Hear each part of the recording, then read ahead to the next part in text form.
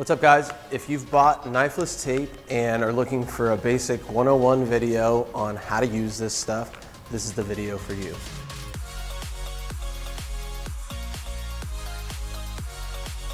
Hi guys, I'm Danny with Aladdins Window Tinting, and today we're going to show you how to use 3M finish line Knifeless Tape.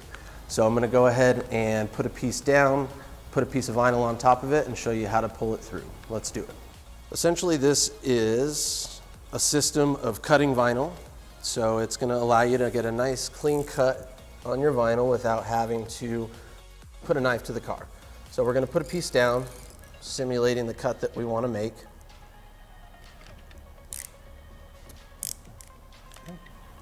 And we're going to use a nice piece of scrap vinyl here that we have left over.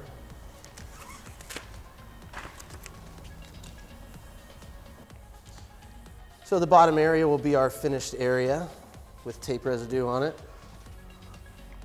And this will be the area that we're going to go ahead and cut away. So we've squeegeed out our film. You want to come back over your tape a couple times and set it up. I even like to do a post heat on it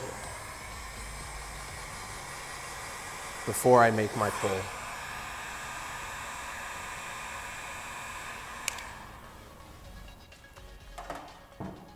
Okay, let the vinyl cool down a little bit. You're always going to have more successful cuts when you pull through vinyl that's colder, at colder temperatures.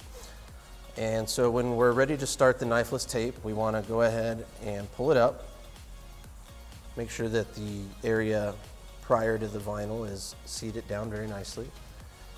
And we just want to pinch it just a little bit and give it a tug. And it'll pull right through the filament, the string will pull right through the middle of the tape. Bring it up to the edge of the vinyl.